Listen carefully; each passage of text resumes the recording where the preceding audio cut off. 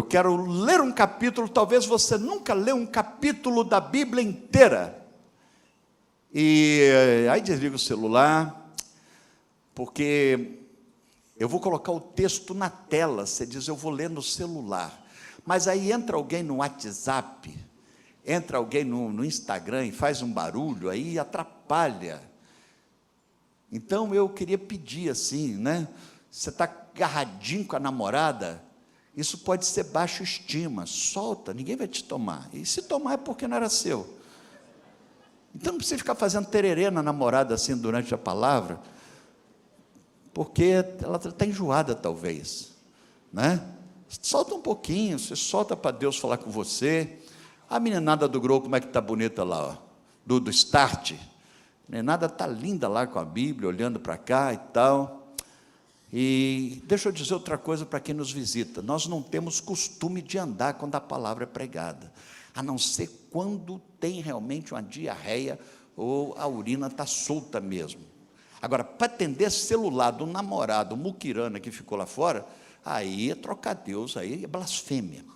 Se apertou, pode levantar, temos sanitários aqui e tal. Vai ter que aeromoças mostrando aqui, tem banheiro ali, tem banheiro lá, tal. Tem banheiros ali, né? Mas estou com sede, segura aí que eu também não vou beber água aqui, ó, não tem copo para mim. Então estamos empatados. Apocalipse capítulo 5, palavra de Deus. Deus fala? Deus fala? Agora, Deus fala com você? Deus fala comigo, com você? Então, olha só, duas perguntas óbvias. Primeira, Deus fala? Deus fala ou não fala? Agora, Deus fala com a gente de forma personalizada, VIP. Deus fala com a gente. Ele sabe daquela menina lá, e Ele sabe o que ela está precisando, e Ele colocou ela ali para ela ouvir o que ela quer falar, o que Ele quer falar com ela. Você acredita nisso? Agora, a terceira pergunta mais difícil.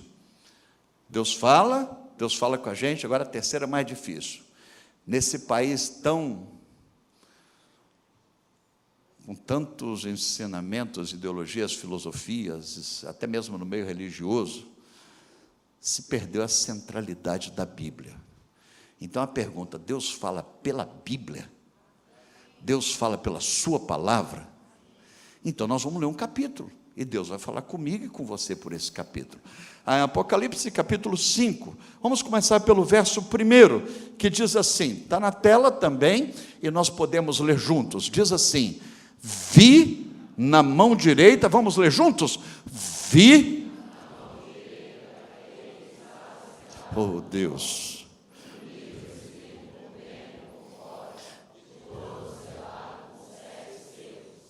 pare aí um pouquinho, veja bem, capítulo 5, João repete uma afirmativa que ele usa em outros capítulos, mas aqui ele repete várias vezes no verso de número 1, ele repete no versículo de número 2, 6 e 11, ele diz, eu vi. João está querendo, eu quero que você veja, que você veja o que eu vi. João não escreveu para contar o que ele viu. Ele escreveu para contar o que ele viu e queria que nós também víssemos. E ele, então o que ele viu? Ele diz assim, eu vi, olha, volta para o texto aí, vamos lá. Eu vi na mão direita daquele que estava sentado no trono. Pergunto, quem que se assenta no trono? No alto e sublime trono. No livro de Apocalipse, o trono pertence a Deus, Rei dos reis e Senhor dos senhores, sobre todos os setores e todas as áreas, sobre todos os personagens, sobre todas as criaturas, Ele é o Rei do universo. Ele não apenas criou e julgou o mundo para lá, como alguns filósofos tolos, idiotas, pancados disseram que Deus criou e largou a criação a esmo. Não! Ele continua no trono, regendo com sua mão forte. Ele é o rei. Eu vi, disse João, que tem alguém no trono, sentado. E ele tem um livro escrito por dentro e por fora. Que livro é esse? Que livro é esse? No Apocalipse, essa figura de linguagem, João, ele está usando muitas figuras de linguagem por causa da perseguição também naqueles dias. Ele não podia ser muito explícito, então ele usa algumas figuras que a igreja entendia. O que é um livro escrito por dentro e por fora? É a história. O livro escrito por dentro e por fora, ele diz assim: eu vi no trono Deus, e Deus tem a história na mão. Ele disse: Deus tem a história na mão, e a história escrita por dentro é aquela que ainda vai ser revelada, e a por fora é aquela que já estava acontecendo. Eu vi então que ele tem na mão a história que já aconteceu, porque desde a criação foi ele que estava lá, e até hoje é ele que está aqui, e para sempre será o nosso Deus. Eu vi um livro escrito por dentro e por fora, só que esse livro tinha um problema, de todo selado com 7 selos.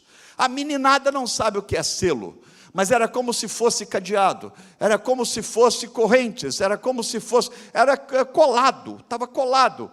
Ele viu Deus com a história na mão, mas a história lacrada. 7 é o número de um lacre absoluto.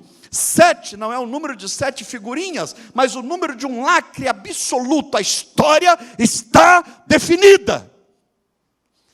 João disse: eu vi, continua verso 2, podemos ler? Vamos juntos? Vi também um anjo forte, e proclamando,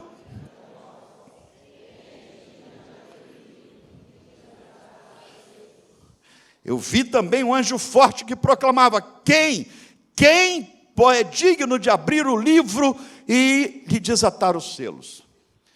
Esse anjo, vivendo nas regiões celestiais, ele percebe que não haveria nenhuma mudança, ele não tem nenhuma expectativa de transformação, nenhuma abertura para sonhar. O livro está fechado por dentro e por fora, lacrado. O livro escrito por dentro e por fora está lacrado, e o anjo pergunta, já com uma certa angústia: quem é digno de abrir o livro e desatar os selos? Ou seja, já trazendo para hoje, quem é que pode alterar a história da humanidade? É isso que o anjo pergunta. E João, nessa visão, nesse êxtase, está tanto na Bíblia católica como dos protestantes, como na Bíblia usada pelos espíritas, está dizendo o seguinte, que houve um tempo que João, um homem de Deus, amado de Deus, ele chegou na presença de Deus, em visão, e ele viu que ele estava sentado como rei, com a história na mão, a história lacrada, e um anjo pergunta de forma retumbante: quem é que pode alterar alguma coisa na história? Verso 3 diz assim: ora, vamos juntos? Ora, nem.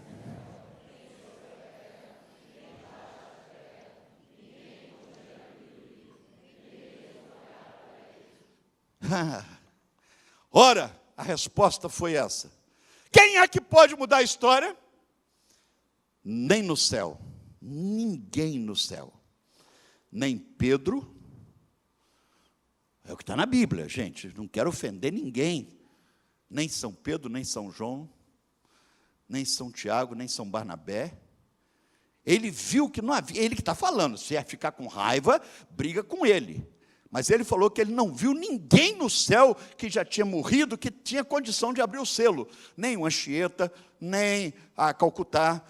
Não viu ninguém no céu. Ele olhou para o céu, tinha muita gente boa, mas ele não viu no céu ninguém que tinha condição de alterar a história da humanidade. Nem no céu. Não tinha ninguém que morreu e foi para lá e que podia arrancar os selos do livro. Depois ele disse assim: e nem sobre a terra, nem Bill Gates, nem a ONU, nem no FMI, nem na OEA, nem nos sindicatos. Eu não vi em lugar nenhum, nem nas igrejas, nem pastores. Eu não vi pastores, nem batistas, nem pastores da missão, nem pastores presbiterianos, pastores assembleanos da Maranata. Desculpa, irmão da Maranata, talvez você achava que você teria mais condições, mas com muita humildade eu quero dizer que ele disse: nem na terra não viu ninguém, nem presbiteriano, nem batista, nem da missão. Pastor Paulinho não podia abrir o livro,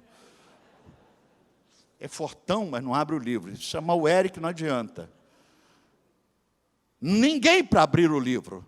Não havia nem no céu, nem na terra, nem pastores, nem médicos, nem psicólogos, nem técnicos, nem professores, nem nenhuma autoridade.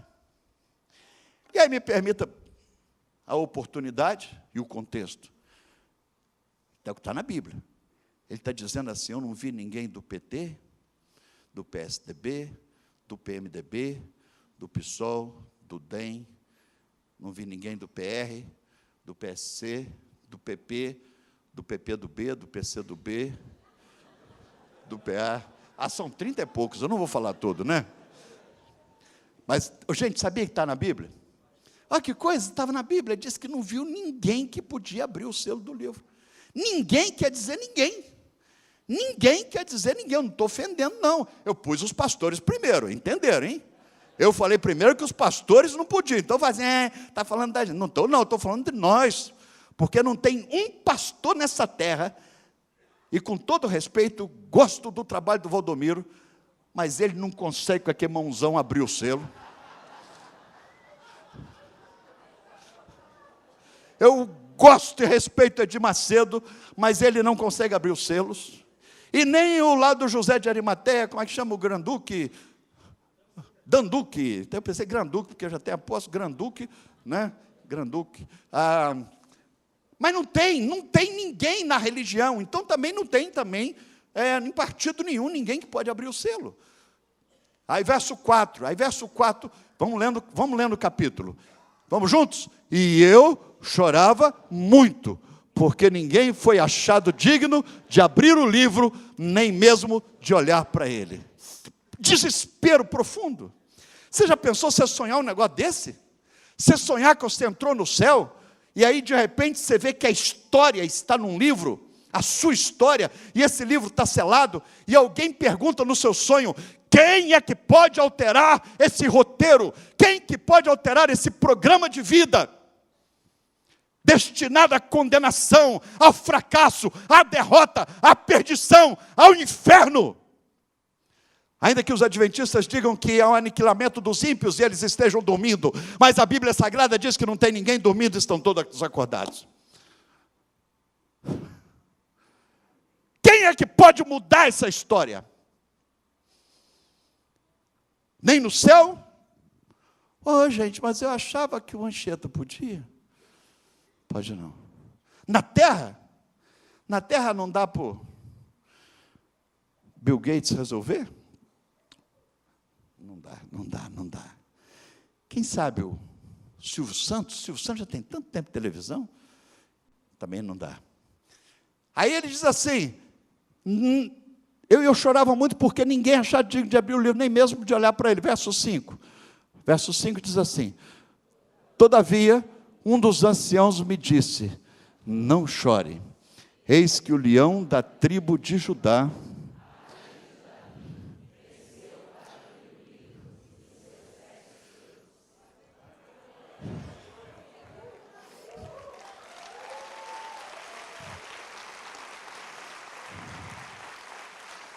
não precisa nem pregar, é só ler Bíblia, gente.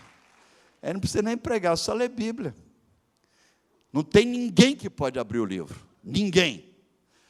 Todavia, se você nunca decorou uma palavra da Bíblia, um versículo, decora Apocalipse 5:5. Todavia, decora essa palavra hoje. Todavia, quer dizer, há esperança para o teu futuro. Todavia, quer dizer, a história pode ser alterada. O amanhã poderá ser um novo dia. Amanhã será um lindo dia. Dá mais doce. Essa aí não, né? É o cara. Teve caída aí, irmão. Todavia um dos anciãos me disse, não chores. O leão da tribo de Judá. Leão fala de majestade e de força. E o leão da tribo de Judá é Jesus Cristo de Nazaré. Ele disse, eis que o leão, com a sua força, a sua majestade no reino, ele entra em cena. O leão da tribo de Judá, a raiz de Davi. Raiz de Davi, queridos, que figura é essa? É o verdadeiro, legítimo herdeiro do trono. Na genealogia, ninguém teria direito de assentar no trono senão Jesus de Nazaré, o legítimo herdeiro do trono de Davi. Ele disse, ele. Eu olhei para trás e eis, ele diz assim, ora, nem no céu, nem na terra, nem debaixo da terra. Debaixo da terra não tinha ninguém. Debaixo da terra não tinha nenhuma pessoa que morreu e estava ali fazendo algum trabalho para poder me aliviar e tal. Nem debaixo da terra espíritos, inferno, nada podia alterar a história. Eu chorava muito, todavia um dos anciãos me disse, não chores, o leão da tribo de Judá, a raiz de Davi, Verso de número 6, diz assim, vamos juntos? Então, eu vi no meio do trono e dos 4 seres viventes,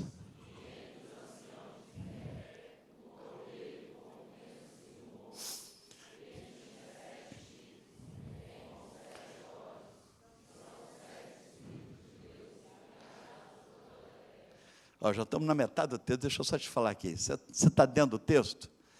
Ele está tendo uma visão, a história está lacrada, não vai mudar, ninguém nem no céu, nem na terra, nem debaixo da terra, nem no inferno consegue mudar a história. De repente eu sou chamado a olhar para trás, e eu olho, e eu vejo o leão da tribo de Judá, a raiz de Davi, o verdadeiro legítimo que pode assentar no trono. E aí continua o texto, vi no meio do trono e dos 4 seres viventes, entre assim de pé, um cordeiro, que tendo sido morto, Jesus, o Cordeiro de Deus que tira o pecado do mundo, tendo sido, quer dizer que ele está vivo e ele ressuscitou. O texto não diz que ele está morto, mas ele tendo sido morto, ele tinha 7 chifres, o que é isso? Chifres em Apocalipse fala de autoridade completa, 7 chifres, ele tinha toda a autoridade, todo o poder, ele dobra o vento na direção na qual ele quer lançar, ele tem o coração do rei nas mãos, e ele inclina conforme o seu querer, ele ordena que do céu caia pão, e o pão, ele tem 7 chifres, ele tem autoridade, ele não está falando de uma forma deformada, mas ele está dizendo da autoridade, bem como 7 olhos. Que são 7 olhos? É que Jesus Cristo tem 7 olhos? Não, ele está dizendo que ele tem uma visão absoluta, completa e perfeita, 7 olhos, ele vê todos os detalhes, são 7 olhos, mais do que as câmeras do BBB, ele consegue perscrutar cada detalhe da sua história e da minha história. Ele diz, eis que eu vi o leão da tribo de Judá, a raiz de Davi, aquele que tem toda a autoridade, que está de olho em você, aquele que tinha sido morto, que são 7 espíritos enviados de Deus para toda a terra. Continua, verso 7, veio, pois, e tomou o livro da mão direita daquele que estava sentado no trono. Eu chorava muito, não tem saída, é um karma, eu nasci para sofrer, minha vida vai ser uma desgraça, uma miséria, eu estou condenado, não tem saída. Mas de repente, entra em cena o leão da tribo de Judá, Jesus de Nazaré, a raiz de Davi, toda autoridade, toda visão e poder, e ele pega da mão do Pai o livro com 7 selos, e quando ele pega o livro da mão do Pai, veio, tomou o livro da mão da direita daquele que estava sentado no trono, ele pagou o preço com seu sangue na cruz, para que pudesse tomar nas mãos desse livro. Continue o verso 8, diz assim, e quando tomou o livro, os 4 seres viventes, os 24 anciãos, prostraram-se diante do Cordeiro, tendo...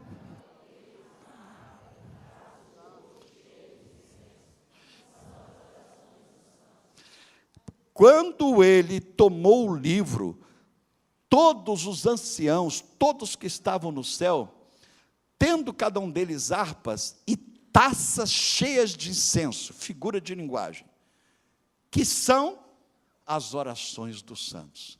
Sabe o que ele está dizendo? Agora eu já vou entrar na parte conclusiva. Ele está dizendo o seguinte: certo de que agora a história está nas mãos de Jesus, faz sentido orar. Agora a história está nas mãos de Jesus. Ele pegou para abrir os selos, para interferir na história, para arrancar o lacre, para entrar no impenetrável. Então ele disse: agora faz sentido orar, porque as orações são colocadas em taças de ouro. A partir daquele momento, os anciãos que estavam com aquelas orações mofadas, aquelas orações esquecidas, aquelas orações que não tinham porquê, porque não tinha ninguém que podia alterar a história. Na eternidade não tinha ninguém que podia intervir, nem Pedro, nem José, nem Tiago, nem João no barquinho. Não tinha ninguém na terra que podia, não tinha vela, nem fita amarela, não tinha frango na encruzilhada, não tinha nada que alterava a história. Não tinha dinheiro, não tinha diploma, não tinha métodos. Tanto é que a seca está aí e ela só vai sair na hora que Deus quiser. Porque com toda a tecnologia é incapaz de impedir o que Deus faz. Deus, para mostrar soberania, muitas vezes ele aperta para dizer: me respeitem. Porque diplomas, métodos, estratégias não conseguem driblar o que eu quero fazer na história. Quem pode alterar na história? Aí quando Jesus toma o livro, aí os caras pegam aquelas orações, tudo mofada nas gavetas, nos arquivos, colocam em taça de ouro e colocam na presença dele. Aí, mestre, orações, o povo lá de baixo está orando, faz sentido orar, faz sentido orar. Olha onde estão as orações, em taças de ouro, cheias de incenso. Deixa eu te dizer, a oração do mais fraco cristão é mais forte do que o inferno inteiro. Você não entendeu? A oração do mais fraco é mais forte do que o inferno inteiro. Segunda coisa, Deus não engaveta processo nenhum. E vai julgar daqui a 50 anos. Dá tempo de eu contar rapidinho aqui? Nós oramos 1 ano quase. Eu passava pela Blue Up, nesses sonhos de... Nós somos, perdoe a palavra, é a única que eu tenho aqui, mas no bom sentido, intrometidos. E nós intrometemos em todas as áreas da sociedade. Nós somos um bando de intrometidos, mas no bom sentido. Então, Blue Up, passava na porta da Blue Up, meninas de 13, 14, 15 anos, despidas, rapazes, explorando, e drogas e tudo mais, 37 anos de Blue Up. Eu tenho 3 filhos. Eu agradeci a Deus porque eles não estavam lá. Mas quantos pais e mães estavam chorando porque os filhos estavam lá? O dono da Blue Up me disse: a gente aperta aqui o tapume para que eles fiquem bem juntinhos, para que possam não perceber o que está passando entre eles, e para que eles sintam que está cheio, e a gente possa cobrar mais e tudo mais. Bom, a missão parou, quase 1 ano para orar. Deus, Blue Up. Deus, olha Blue Up. Aonde estão colocadas as orações? Meninada que vinha para cá e via que a gente estava orando para Blue Up e ia embora. Dizia: não vou ficar nessa igreja não, espera aí. Né? Tinha gente que frequentava a Blue Up, entrava aqui dizendo: não vou ficar nessa igreja não, eles estão orando para acabar com o meu. Essa semana eu recebi um telefonema, pastor Paulinho. O dono da Blue Up se converteu. Entregou o coração a Jesus Cristo.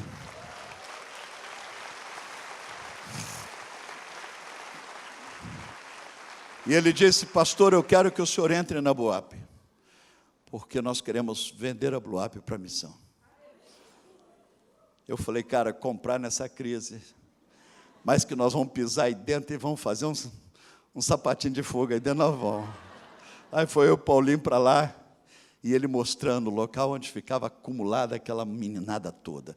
Para quem é novo aqui na cidade, não sabe, a Blue Up era a boate mais famosa, mais delitizada daqui no passado, 30 anos de boate. Era a boate das Patricinhas e dos Mauricinhos. A Blue Up acabou. E agora existe a possibilidade da gente abrir um centro de juventude lá. Sabe, foi ofertado a nós, sexta-feira nós fomos lá, demos uma passada lá para ver como é que a gente pode pisar aonde o diabo estava pisando. Deus ouve oração ou não ouve? A coincidência é a crise. Bom, se você não quiser orar, faz sentido orar. Continue o texto, diz assim: as orações são colocadas nas taças de ouro. E continua o texto, lá no verso 8. E quando tomou o livro, os 4 seres viventes e 24 anciãos prostraram-se diante do Cordeiro. Vamos ler juntos? Prostraram-se diante do Cordeiro.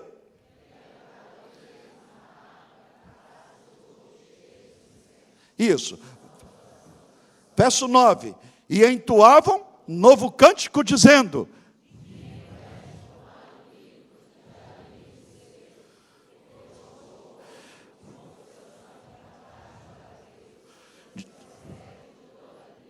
língua, povo e nação, e para o nosso Deus os constituíste reinos e sacerdotes, e reinarão sobre toda a terra. Vi e ouvi uma voz de muitos anjos ao redor do trono, dos seres viventes e dos anciãos, cujo número era de... Volta o versículo 10. Quando Jesus toma o livro nas mãos, primeiro ele vê que faz sentido orar. Segundo, ele vê que faz sentido pregar. Faz sentido evangelizar. No versículo de número 9, melhor, versículo 9. Quando Jesus toma o livro na mão, o desespero dele... Quem pode mudar a história do meu filho? Quem pode mudar a história da minha sogra, do meu sogro, do meu marido, da minha mulher? Eu fiquei desolado e eu chorava muito. Mas de repente, eu vi o leão da tribo de Judá, a raiz de Davi, o cordeiro que venceu, que foi morto. E eu vi que quando ele pega o livro, as orações são colocadas em taças de ouro, porque faz sentido orar. Ora, ora igreja, ora igreja, ora. Atos 12, Pedro foi morto à espada, Tiago foi morto à espada, Pedro preso, a igreja orava. Sabe? E eu respeito essas manifestações de rua, respeito. Mas eu queria convidar quem gosta muito de fazer isso a ler Atos 12. Leia Atos 12. Eles oravam na casa da Maria. O Herodes mandou matar Tiago e depois mandou matar o Pedro. A igreja foi para a rua Cartaz e tal, não. Foram orar na casa da Maria. Aí naquela noite um anjo entrou na prisão e tirou Pedro e colocou lombriga solitária, tênia em Herodes, e ele morreu comido de vermes. Ora, igreja. 9. E entoavam um novo cântico, dizendo: quem é digno de abrir, por foi morto. Pessoas que procedem de toda tribo, língua, povo e nação. Quando ele vê que Jesus tomou o livro, ele viu que fazia sentido pregar o evangelho, porque tinha mais gente no livro para ser alcançada, que tinham mais pessoas de outras tribos, nações e línguas para serem alcançadas. Ele viu que faz sentido evangelizar, e que estavam entoando o novo cântico. O verso de número 11 diz assim: quantos eram? Eu vi, no finalzinho diz assim, cujo número era de... Desses milhões, milhões e milhares e milhares, quantos que você leva para lá? A única coisa que você vai levar daqui da terra são vidas. Não leva carro, não leva armário, não levam joias, não levam diplomas. As únicas coisas que encontramos depois da morte são as pessoas que levamos para lá. E João viu que fazia sentido pregar, porque tinha vaga. Os russelitas disseram no início, quando eles começaram a inventar um negócio aí, que tinha 144 mil vagas no céu. Mas aí o movimento cresceu, passou de 144 mil. Aí eles tiveram que fazer uns puxadinhos, para poder caber mais gente. Porque na Bíblia está escrito, que foram vistos quantos? Quantos? Quantos? São 144 mil? São milhões de milhões, e milhares de milhares, que reinarão com ele, de toda tribo, povo e nação, para sempre e para sempre. É por isso que vale a pena pregar o Evangelho de Jesus Cristo. Vale a pena orar, vale a pena pregar, e por último, verso 12, proclamando com grande voz, digno é o Cordeiro que foi morto, verso 13, então ouvi que toda criatura, vamos repetir?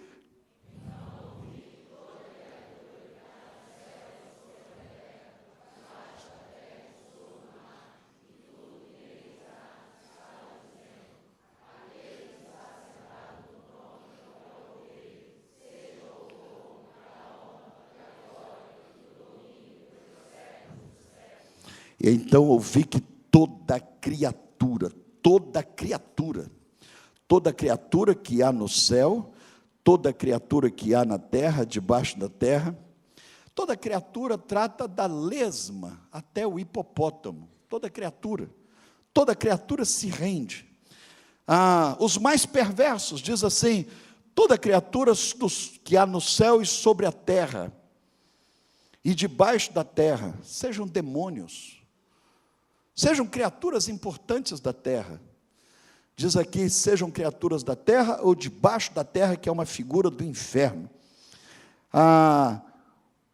Todas as criaturas, todas, os mais sábios, como Newton, Einstein, um dia vão ter que dizer, Jesus Cristo é o Senhor. Está escrito ali. Ele está vendo um filme. Ele está vendo que faz sentido eu orar, que faz sentido eu pregar, e que faz sentido eu crer. Porque vai ter um momento na história que o Hitler vai passar perto do trono e vai ter que ajoelhar, baixar a cabeça, que bigodinho. Levanta a cabeça. Quem eu sou? Jesus Cristo, o Senhor dos senhores e o Rei dos reis. Pode ir para o seu destino. Próximo. Vem lá o Buda.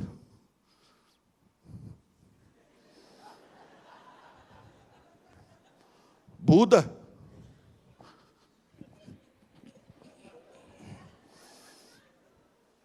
Levanta a cabeça. Quem eu sou? Jesus Cristo, o Rei dos reis e o Senhor dos senhores. Pode levantar. Vai para o seu destino. Toda língua confessará que Jesus Cristo é o Senhor. Toda língua, querendo ou não, gostando ou não, religioso ou não, ateu, incrédulo, do jeito que estiver, todos terão que se curvar e afirmar que Jesus Cristo é o Senhor. Paulo Coelho estará lá. Chico Xavier estará lá. A mãe menininha do Cantuá estará lá. E ela vai ter que dizer, Jesus Cristo é o Senhor. Está em qualquer Bíblia, de católicos, de protestantes, todos terão que dizer, toda criatura que há no céu e debaixo da terra, todos terão que reconhecer que há um governo maior no mundo, e o governo não tem a ver com a escolha pessoal, porque ele já reina, independente de eu querer que ele reine ou não reine.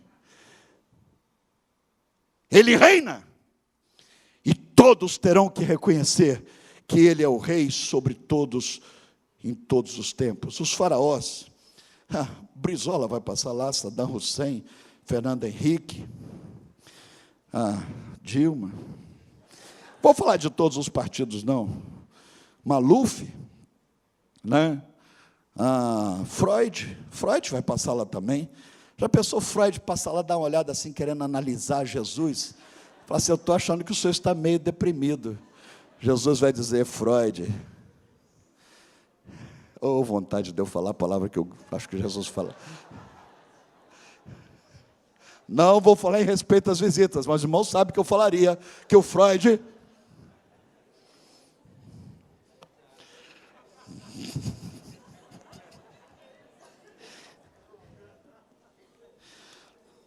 Querido, deixa eu te falar uma coisa, para terminar. Quando ele toma o livro nas mãos, ele está dizendo, eu estou no controle. Ora,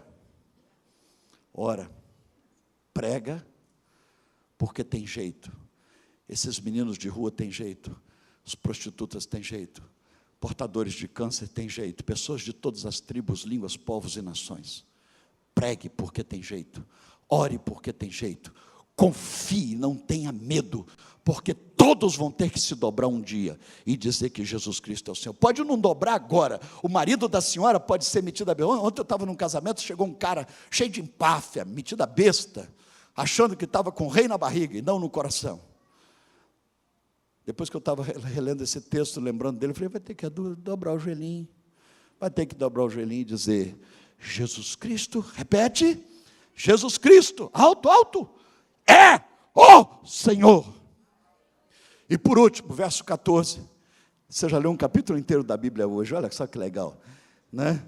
E aí, talvez você nunca fez isso na Bíblia, leu um capítulo inteiro da Bíblia. Então vamos terminar, e os 4 seres viventes,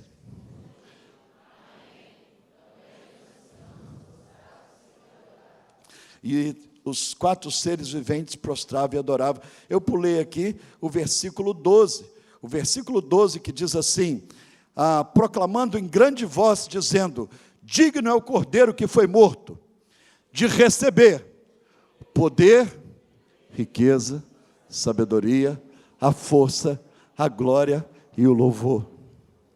Ele está dizendo o seguinte, querido, faz sentido orar, faz sentido pregar, faz sentido se entregar ao Cordeiro que foi morto, o poder. O poder é meu? O poder é dele. Faz sentido entregar a riqueza. A riqueza é nossa. Ele nos deu para sermos mordomos dela. Faz sentido entregar a sabedoria a Ele, tudo que sabemos para Ele. A força que temos, usar para Ele, para a glória dEle. A honra que nos é dada, transferimos para Ele. A glória é dEle e o louvor é para Ele. É bom a gente dar uma ensaiada nisso aqui na terra. É bom a gente dar uma ensaiada. Vamos ficar de pé.